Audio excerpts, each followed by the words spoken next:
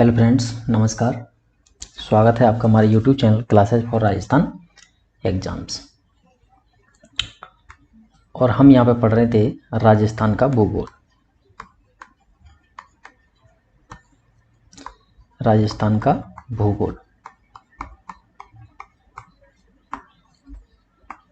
और राजस्थान के भूगोल में हम राजस्थान के भौतिक प्रदेशों का वर्गीकरण, राजस्थान के भौतिक प्रदेशों के वर्गीकरण पर चर्चा कर रहे थे। और वर्गीकरण की चर्चा की जो पहली वीडियो थी, जिसमें हमने कुछ शब्दावली थी जिसको पढ़ा था, और शब्दावली के रूप में हमने पृष्ठभूमि को जाना था कि किसी भी क्षेत्र के जो भौतिक प्रदेश होते हैं तो उसमें भौतिक का क्या मतलब होता है और प्रदेशों का क्या मतलब होता है, ठीक है, और उसका वर्गीकरण किस आधार पर किया जाता है, हमने इसको जाना था।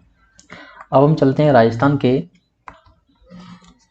भौतिक जो वर्गीकरण किए हैं, उसमें सबसे पहले जो राजस्थान का भौतिक वर्गीकरण किया है, सर्वप्रथम राजस्थान का भौतिक वर्गीकरण किया गया था।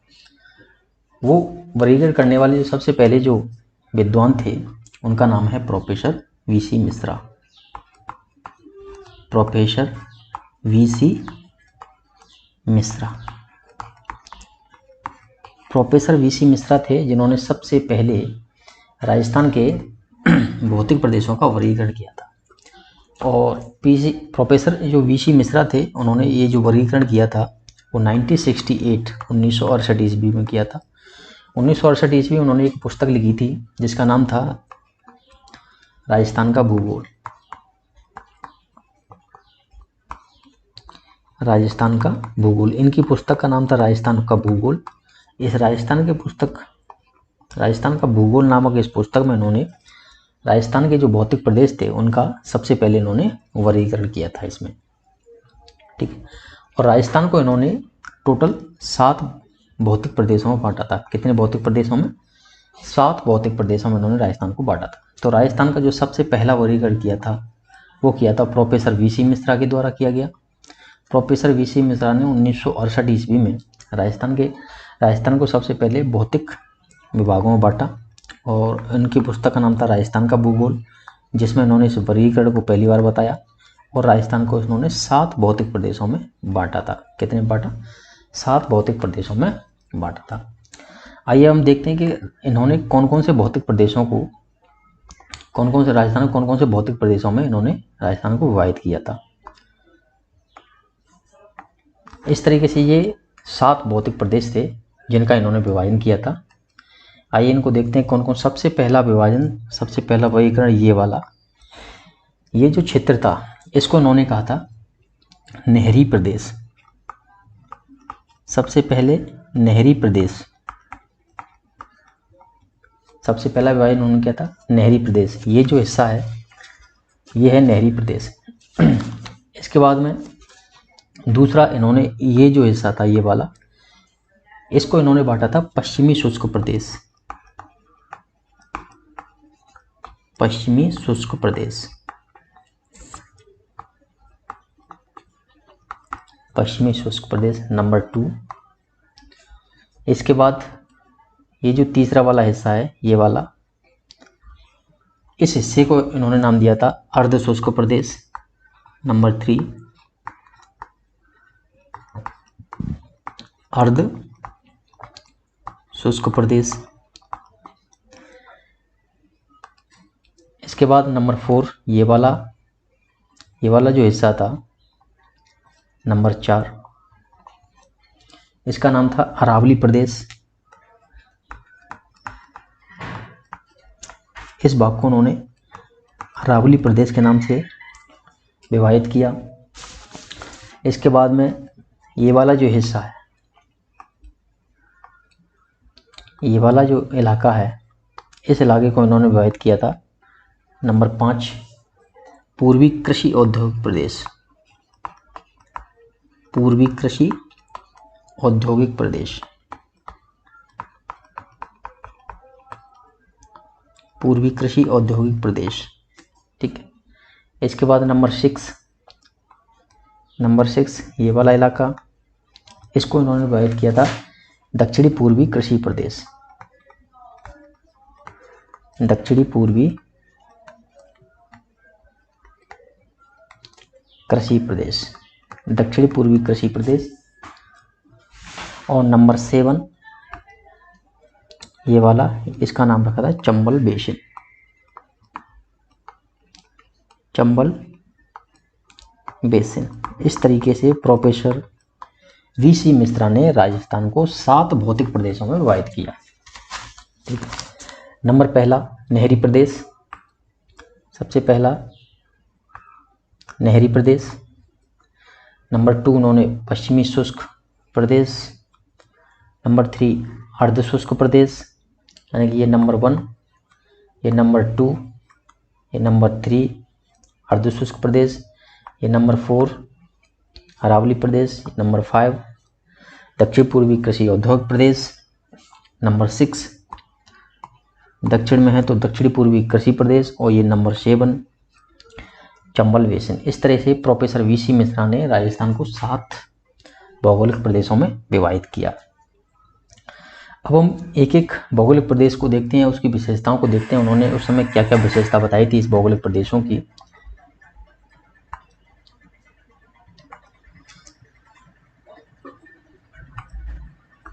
तो सबसे पहले हम लेंगे, सबसे पहला है नहरी प्रदेश। नहरी प्रदेश,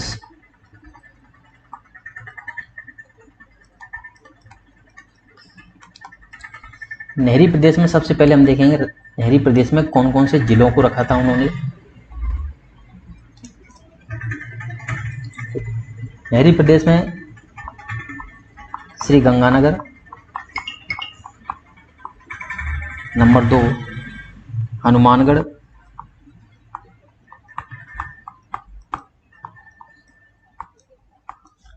नंबर 3 पश्चिमी बीकानेर,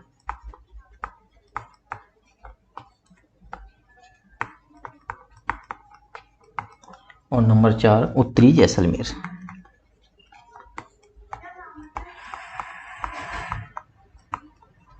उत्तरी जैसलमेर, यानी कि ये जो नहरी प्रदेश है आपका, ये जो नहरी प्रदेश है ये वाला, इस नहरी प्रदेश में इन्होंने ये 4 जिले रखे थे। ठीक, श्री गंगानगर, हनुमानगढ़, पश्चिमी बीकानेर, उत्तरी जैसलमेर। क्योंकि उस समय 1968 में 1968 में इस प्रदेश का विभाजन किया था इन्होंने, और उस समय यहाँ पर 2 नहरें बहती थीं, आज भी बहती हैं। 2 नहरें थीं, इंदिरा गांधी नहर और गंग नहर। तो उस समय इंदिरा गांधी नहर और गंग नहर का जो इलाका था वो केवल इन्हीं जिलों में था, गंगानगर, हनुमानगढ़, पश्चिमी बीकानेर और उत्तरी जैसलमेर, 1968 ईस्वी में। तो उन्होंने इस प्रदेश को नहरी प्रदेश नाम दिया, जिसमें ये जिले थे, और इसकी विशेषताएं बताई थी। इसकी विशेषताओं पर क्या क्या विशेषताएं बताई थी उन्होंने, विशेषताएं, उनकी विशेषताओं को देखते हैं उन्होंने क्या क्या विशेषता बताई थी। नंबर 1 पहली विशेषता इस प्रदेश की बताई थी उन्होंने कि ये रेगिस्तानी प्रदेश है। कैसा है? रेगिस्तानी, रेगिस्तानी प्रदेश है। लेकिन कैसा रेगिस्तानी प्रदेश है ये? सिंचित रेगिस्तानी प्रदेश है। ठीक है, उन्होंने पहली विशेषता बताई कि ये रेगिस्तानी इलाका है लेकिन ये सिंचित रेगिस्तानी प्रदेश है। ठीक। नंबर 2 यहाँ पे उन्होंने वर्षा बताई थी, वार्षिक वर्षा। वार्षिक वर्षा 15 से 25 सेंटीमीटर वार्षिक वर्षा। नंबर 3 यहाँ पे 2 नहरें बताई इन्होंने, इंदिरा गांधी नहर, इंदिरा गांधी व गंग नहर का क्षेत्र।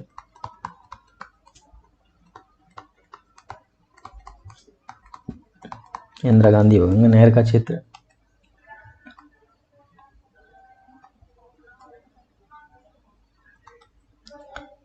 नंबर 4 चौथी विशेषता इन्होंने बताई इसकी, यहाँ पे फसलें, प्रमुख फसलें कौन कौन सी होती हैं, फसलों के बारे में बताया इन्होंने। फसलें गेहूं, चना, जौ, बाजरा, गन्ना आदि प्रमुख फसलें यहाँ पे होती थी। तो ये उन्होंने फसलें बताई थी। और यहाँ पे जो अर्थव्यवस्था बताई उन्होंने कि कृषि आधारित अर्थव्यवस्था, इन जिलों की जो अर्थव्यवस्था है इस इलाके की वो है कृषि आधारित अर्थव्यवस्था। कृषि आधारित अर्थव्यवस्था। तो ये था आपका पहला प्रदेश, नहरी प्रदेश। ठीक है, प्रोफेसर वीसी मिश्रा ने जो सबसे पहला प्रदेश बताया नहरी प्रदेश। नहरी प्रदेश में उन्होंने 4 जिले बताए, श्री गंगानगर, हनुमानगढ़, पश्चिमी बीकानेर और उत्तरी जैसलमेर। और इसकी पहली विशेषता, सिंचित रेगिस्तानी प्रदेश, वार्षिक वर्षा 15 से 25 सेंटीमीटर, इंदिरा गांधी गंगा नहर का बहाव क्षेत्र है ये। और इसके अलावा यहाँ पर फसलें बताई, फसलें गेहूँ, चना, जौ, बाजरा, गन्ना, कृषि उत्पादित अर्थव्यवस्था बताई थी। इसके बाद में नंबर दूसरा प्रदेश लेंगे। नंबर दूसरा उन्होंने प्रदेश बताया पश्चिमी शुष्क प्रदेश। पश्चिमी शुष्क प्रदेश। पश्चिमी शुष्क प्रदेश में उन्होंने जिले रखे थे। जिले कौन कौन से जिले बताए? उन्होंने बताए थे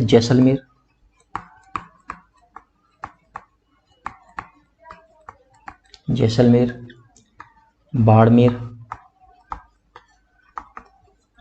उत्तरी जोधपुर,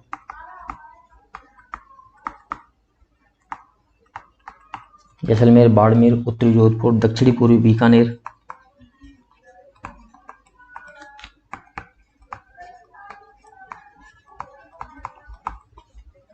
दक्षिणी पूर्वी बीकानेर, पश्चिमी नागौर,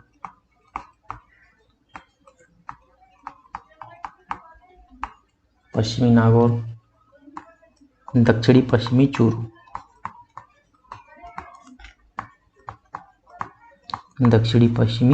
चूरू, उन्होंने बताया कि जो राजस्थान का पश्चिमी शुष्क प्रदेश है, ये जो पश्चिमी शुष्क प्रदेश है, प्रोफेसर वीसी मिश्रा ने बताया इसमें ये जिले आते हैं। इन जिलों का जो इलाका है वो शुष्क प्रदेश है। कैसा है? शुष्क प्रदेश है।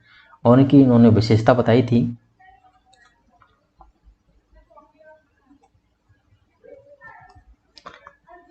पहली विशेषता पश्चिमी शुष्क प्रदेश की, शुष्क रेगिस्तानी मैदान।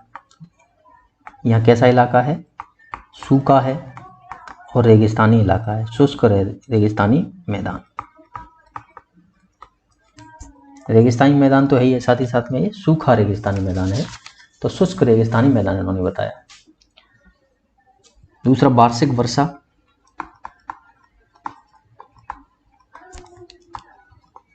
वार्षिक वर्षा इस इलाके की बताई 15 से 25 सेंटीमीटर। 15 से 25 सेंटीमीटर इस इलाके की वार्षिक वर्षा है। यह राज्य का सबसे बड़ा भौतिक प्रदेश, राज्य का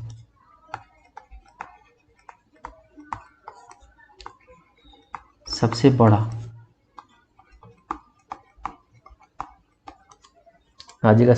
भौतिक प्रदेश, ये राज्य का सबसे बड़ा भौतिक प्रदेश है। नंबर 4, बालुका स्तूप यहाँ पे पाए जाते हैं। बालुका स्तूप यानी कि जो मिट्टी के टीले होते हैं बड़े बड़े, रेगिस्तान में जो पाए जाते हैं, तो बालुका स्तूपों से निर्मित प्रदेश है ये। नंबर 5, प्रमुख फसल। उन्होंने यहाँ की प्रमुख फसल बताई। प्रमुख फसल बाजरा,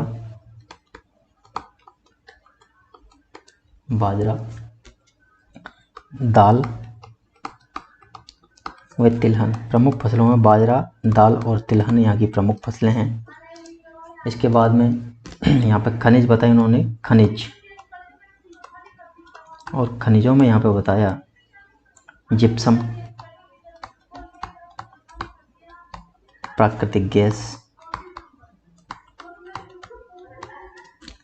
जिप्सम, प्राकृतिक गैस और खनिज तेल आदि यहाँ पर प्रमुखता से पाए जाते हैं। तो ये था आपका पश्चिमी शुष्क प्रदेश, जिसका विभाजन किया था प्रोफेसर वीसी मिश्रा ने 1968 ईस्वी में। ठीक है, इसके बाद हम तीसरा लेंगे।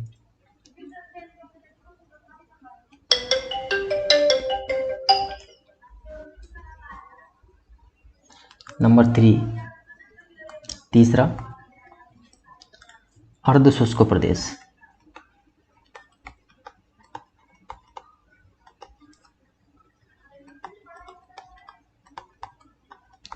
अर्ध शुष्क प्रदेश। अर्ध शुष्क प्रदेश में उन्होंने कौन कौन से जिले रखे थे वो देखते हैं। सबसे पहले जिले, तो अर्ध शुष्क प्रदेश में उन्होंने जालोर का इलाका, पाली, नागौर, जालौर, पाली, नागौर, दक्षिणी पूर्वी जोधपुर,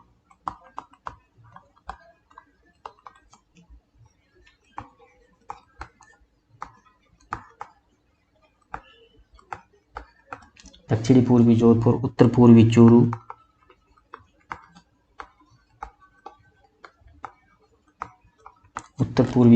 और झुंझुनू। इस वाले इलाके को उन्होंने अर्ध शुष्क प्रदेश में रखा था और उसकी प्रमुख विशेषताएं बताई थी। अर्ध शुष्क प्रदेश अरावली के पश्चिम में स्थित। पहली विशेषता, अरावली के पश्चिम में स्थित, कि ये जो इलाका है वो अरावली के पश्चिम में स्थित है। दूसरी विशेषता, वर्षा,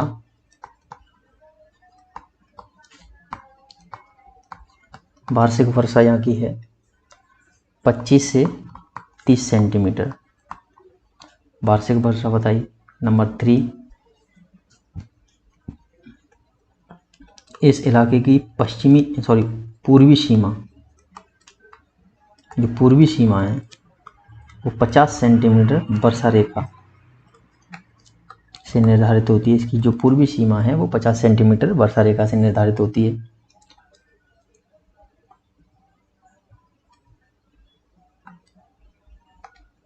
इसके बाद में अगली विशेषता इसकी,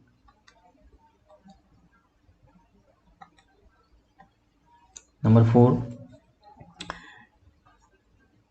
फसलें। यहाँ पर फसलें कौन कौन सी पाई जाती हैं? फसलें पाई जाती हैं यहाँ पर ज्वार,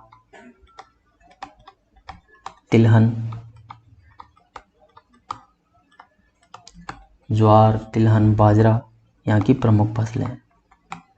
ठीक है। नंबर 5, अधात्विक खनिजों में धनी। ये जो इलाका है वो अधात्विक खनिजों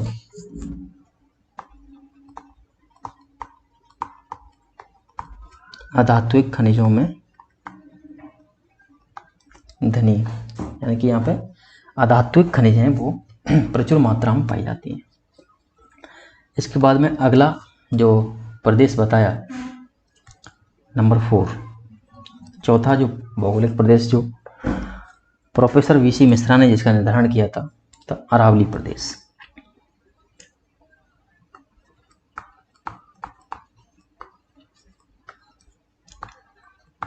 अरावली प्रदेश, ठीक है।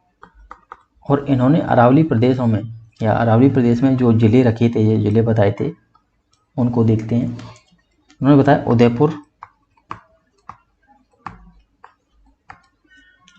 सिरोही,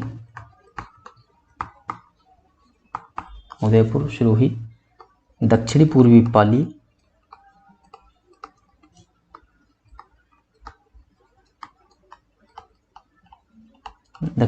पाली, और पश्चिमी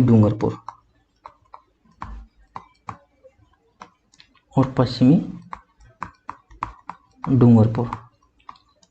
इन जिलों में अरावली प्रदेश का विस्तार बताया इन्होंने। ठीक है। इसके बाद इसकी विशेषताएं,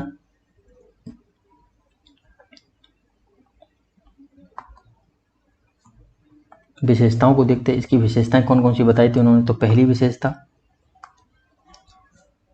यहाँ पे अरावली की पहाड़ियां व श्रृंखलाएं पाई जाती हैं। अरावली की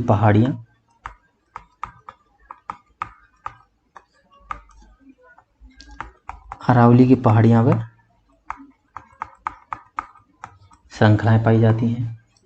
नंबर 2, यहाँ पे जो वार्षिक वर्षा है, वर्षा लगभग 30 से 60 सेंटीमीटर होती है, वार्षिक वर्षा। नंबर 3, मिट्टी, उन्होंने बताया कि इस जगह पर लाल व पीली मिट्टी पाई जाती है।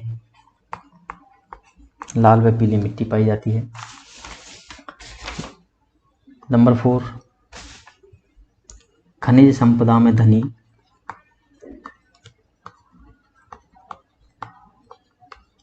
ये जो प्रदेश है वो खनिज संपदा में धनी है। नंबर 5, पांचवी विशेषता, यहाँ पे फसल है, गेहूं, ज्वार, मक्का। गेहूं, ज्वार, मक्का प्रमुख फसलें पाई जाती हैं और दालें भी यहाँ पे प्रमुखता से होती हैं, लेकिन यहाँ की जो प्रमुख फसल है इस इलाके की, अरावली प्रदेश की, वो है मक्का।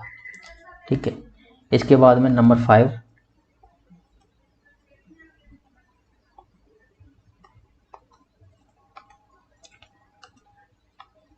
पांचवा भौतिक प्रदेश उन्होंने बताया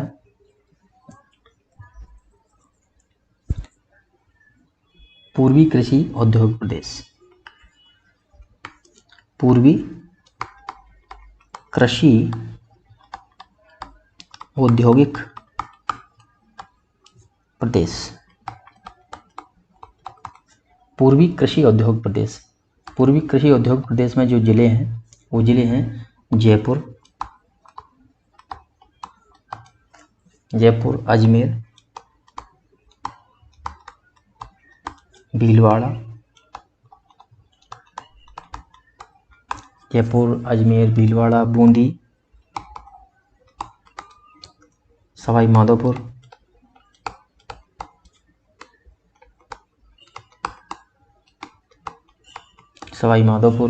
भरतपुर, धौलपुर,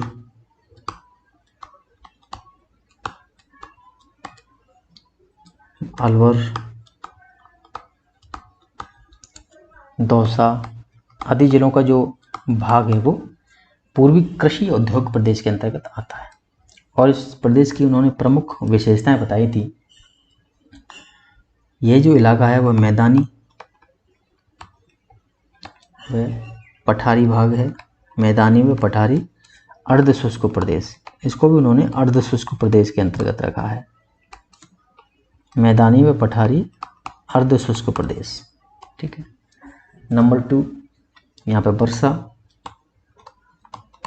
50 सेंटीमीटर से अधिक।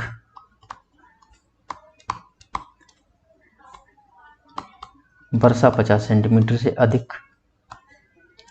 तीसरी विशेषता, इस प्रदेश की पश्चिमी सीमा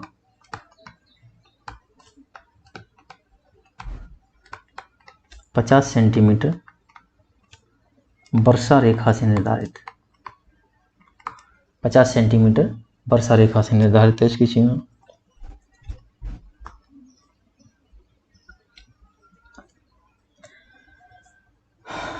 नंबर 4, यहाँ पे जो नदियां हैं,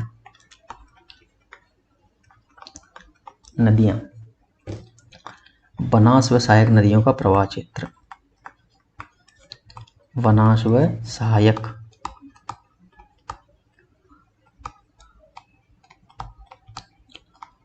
सहायक नदियों का प्रवाह क्षेत्र है ये इलाका। मृदा, यहाँ पे जो मिट्टी है, मिट्टी को देखते हैं। मिट्टी यहाँ पे कांपीय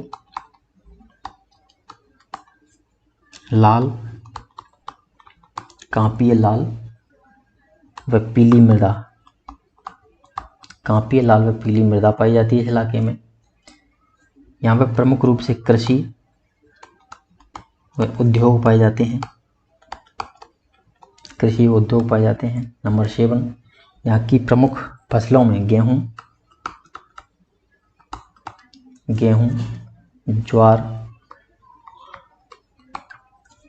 सरसों, राई, गेहूं, ज्वार, सरसों, राई, चना व दालें प्रमुखता से यहाँ पर ये फसलें पाई जाती हैं। सिंचाई की पर्याप्त सुविधा है इस इलाके में,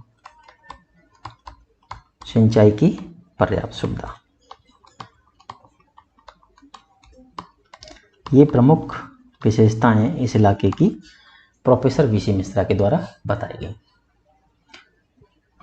तो ये हुए अब तक के आपके 5 प्रदेश। इसके बाद में अगला लेते हैं,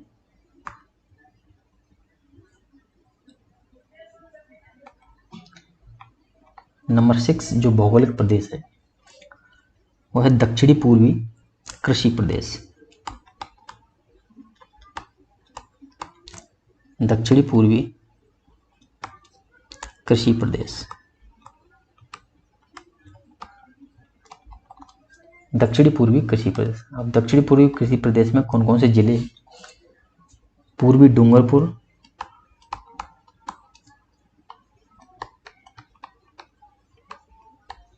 पूर्वी डूंगरपुर,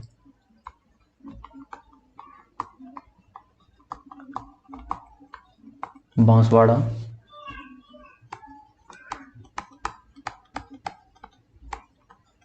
प्रतापगढ़,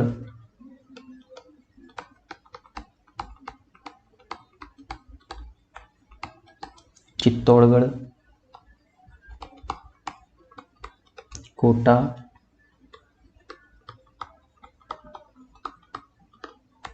झालावाड़ और बारा। इन जिलों के इलाकों ने दक्षिणी पूर्वी कृषि प्रदेश के अंतर्गत रखा था और इस इलाके की प्रमुख विशेषता इन्होंने बताई थी कि ये जो इलाका है वह विंध्यन व लावा पठार का भाग है। ये विंध्यन जो पठार है अपना और लावा पठार का भाग है, पहली विशेषता। नंबर 2, वर्षा 50 सेंटीमीटर से अधिक यहाँ पे वर्षा होती है। वर्षा के बाद में इसकी अगली विशेषता नंबर 3, मृदा। यहाँ पे जो मृदा पाई जाती है मध्यम काली मिट्टी, मध्यम काली मिट्टी, मध्यम काली मिट्टी पाई जाती है। नंबर 4, व्यवसाय। यहाँ का मुख्य व्यवसाय है कृषि। यहाँ का जो मुख्य व्यवसाय है वो है कृषि। नंबर 5, यहाँ पे जो नदियां हैं चंबल व उसकी सहायक नदियां,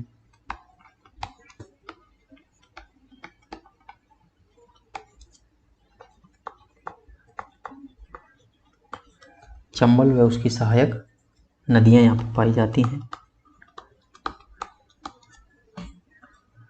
और यहाँ की प्रमुख जो फसलें हैं, प्रमुख फसलों में गेहूं, ज्वार, बाजरा, गेहूं, ज्वार, बाजरा, मक्का, चना आदि यहाँ की प्रमुख फसलें हैं। ठीक है, इसके बाद हम अगला प्रदेश देखते हैं, लास्ट, जो प्रोफेसर वीसी मिश्रा के द्वारा जिसका निर्धारण किया गया था। नंबर 7, चंबल बीहड़ प्रदेश। चंबल बीहड़ प्रदेश। चंबल बीहड़ प्रदेश में जो जिले थे, जिलों को देखते हैं, जिले रखे थे उन्होंने सवाई माधोपुर,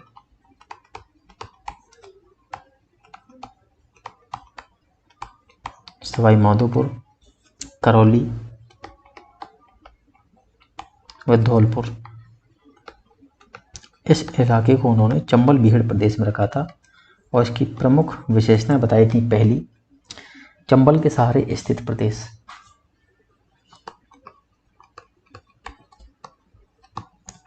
चंबल के सहारे स्थित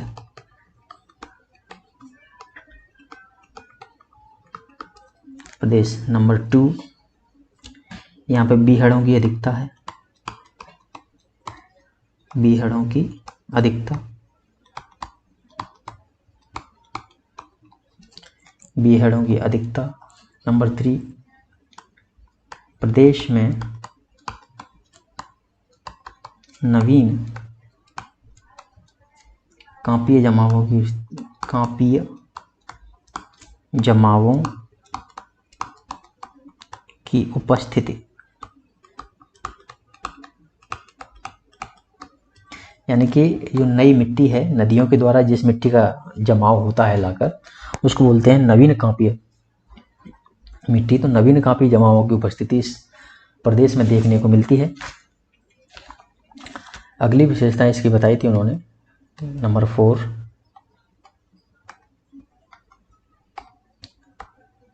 चौथी विशेषता इस इलाके की, मृदा अपरदन से प्रभावित क्षेत्र।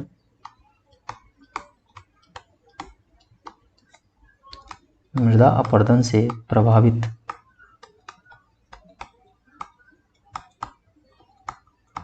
क्षेत्र।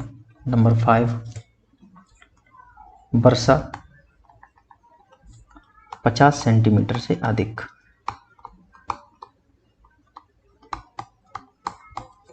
सेंटीमीटर से अधिक यहाँ पे वर्षा होती है। तो ये हुए प्रोफेसर वीसी मिश्रा के द्वारा निर्धारित राजस्थान के 7 भौतिक प्रदेश, जिनका 1968 में अध्ययन किया गया था। एक बार हम इसका रिवीजन करते हैं।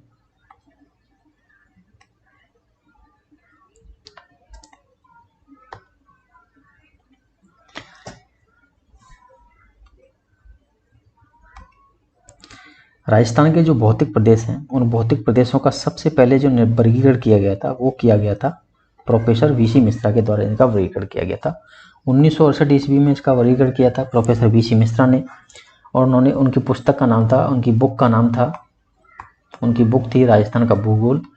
और राजस्थान के भूगोल में उन्होंने राजस्थान को 7 भौतिक प्रदेशों में विभाजित किया था। ठीक है, ये भौतिक प्रदेश इस प्रकार से हैं। इसमें पहला ये है नहरी प्रदेश। ठीक है, ये पहला नहरी प्रदेश। इसके बाद दूसरा पश्चिमी शुष्क प्रदेश। नंबर 3 अर्ध शुष्क प्रदेश। नंबर 4 ये अरावली प्रदेश। नंबर 5 दक्षिण पूर्वी कृषि औद्योगिक प्रदेश, पूर्वी कृषि औद्योगिक प्रदेश। नंबर 6 ये दक्षिण पूर्वी कृषि प्रदेश। और नंबर 7 ये चंबल बेसिन। इनकी प्रमुख विशेषताएं और ये इलाका इस प्रकार से है।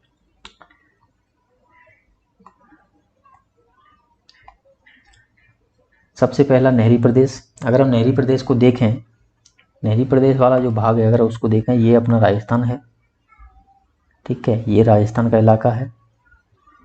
और जो नहरी प्रदेश वाला जो हिस्सा है, वो ये वाला हिस्सा है। ठीक है, यहाँ से लेकर और इस तरीके से ये वाला जो हिस्सा है, ठीक है, ये वाला, ये इसका उन्होंने किया था नहरी प्रदेश। ये है आपका नहरी प्रदेश। ठीक है, और इसमें श्रीगंगानगर, हनुमानगढ़, पश्चिमी बीकानेर और उत्तरी जैसलमेर, ये वाला इलाका इसमें आता है। ये है आपका नहरी प्रदेश। ठीक है, इसमें गंग नहर और इंदिरा गांधी नहर की प्रमुखता पाई जाती है। सिंचित रेगिस्तानी प्रदेश है, है तो रेगिस्तानी प्रदेश, लेकिन सिंचित रेगिस्तानी प्रदेश है। वर्षा 15 से 25 सेंटीमीटर ही होती है यहाँ पर। और आगे इसकी विशेषताएं,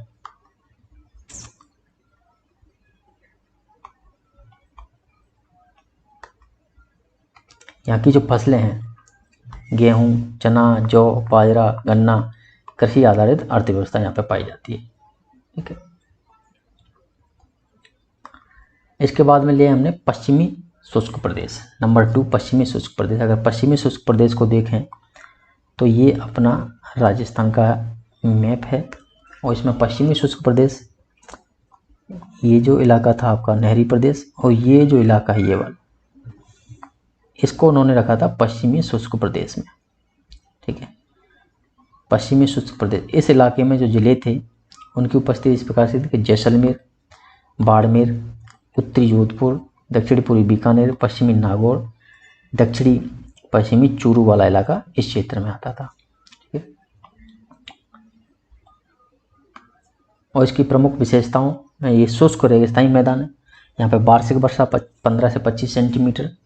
साथ ही साथ राजस्थान का सबसे बड़ा भौतिक प्रदेश, और यहाँ पर प्रमुख फसलें बाजरा, दाल, तिलहन पाई जाती हैं। खनिज, जिप्सम, प्राकृतिक गैस और खनिज तेल यहाँ पर प्रमुखता से पाए जाते हैं। इसके बाद नंबर 3 अर्ध शुष्क प्रदेश। अर्ध शुष्क प्रदेश का निर्धारण उन्होंने किया था। ठीक है, ये था आपका नहरी प्रदेश, ये अर्ध शुष्क प्रदेश, और इसी से लगा हुआ बिल्कुल इलाका ये वाला, ये है आपका अर्ध शुष्क प्रदेश, ठीक है। ये आपका अर्ध शुष्क, इसमें जालौर, पाली, नागौर, दक्षिण पूर्वी जोधपुर, उत्तरी पूर्वी चूरू और झुंझुनू का इलाका इसमें आता था। उसकी प्रमुख विशेषताएं कि अरावली के पश्चिम में स्थित है, यहाँ पर अरावली है। ये अरावली प्रदेश का निर्धारण उन्होंने इतना किया था, ये इस भाग को उन्होंने अरावली में बताया। तो अरावली के पश्चिम में स्थित है। वार्षिक वर्षा इस इलाके में 25 से 30 सेंटीमीटर होती है। और इसकी जो पूर्वी सीमा है, ये वाली सी सीमा है, ये 50 सेंटीमीटर समवर्षा रेखा के द्वारा निर्धारित है। अरावली की इस इलाके की प्रमुख विशेषताओं में अरावली की पहाड़ियों में श्रृंखलाएं पाई जाती हैं। वर्षा 30 से 60 सेंटीमीटर होती है। अर्ध शुष्क प्रदेश की प्रमुख ये विशेषता हो जाती है, ठीक है।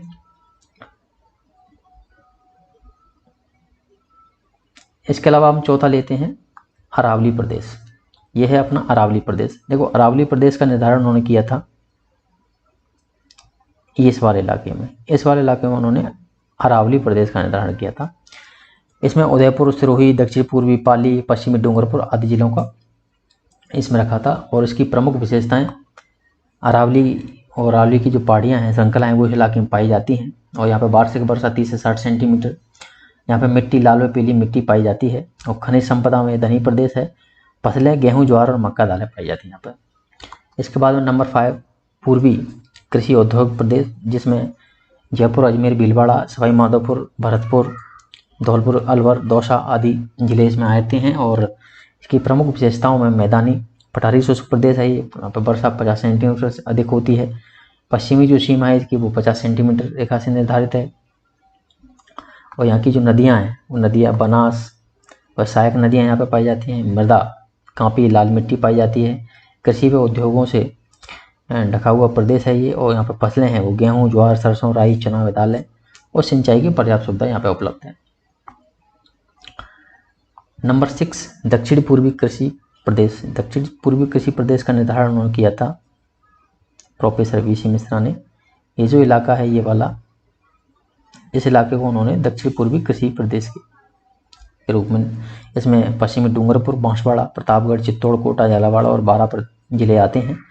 और ये जो इलाका, इसकी प्रमुख विशेषताओं बताया था कि विंध्याचल व लावा पठार से निर्मित ये भाग है। यहाँ पर वर्षा होती है 50 सेंटीमीटर से अधिक होती है। और यहाँ की जो मिट्टी है वो मध्यम काली मिट्टी पाई जाती है। कृषि यहाँ पर प्रमुखता से होती है। और नदियाँ यहाँ पर चंबल उसकी सहायक नदियाँ हैं। और फसलों में गेहूँ, ज्वार, बाजरा, मक्का, चना आदि यहाँ पर फसलें पाई जाती हैं। अंतिम प्रदेश उन्होंने बताया चंबल बीहड़ प्रदेश। चंबल बीहड़ प्रदेश, और यहाँ पर सवाई माधोपुर, करौली, धौलपुर वाला इलाका चंबल बीहड़ प्रदेश में रखा। चंबल के सारे स्थित प्रदेश बीहड़ों की अधिकता। प्रदेश में नवीन कांपी मिट्टियों की उपस्थिति, मृदा अपरदन से प्रभावित क्षेत्र और वार्षिक वर्षा 50 सेंटीमीटर से अधिक यहाँ पे पाई जाती है। तो आज हमने पढ़ा था प्रोफेसर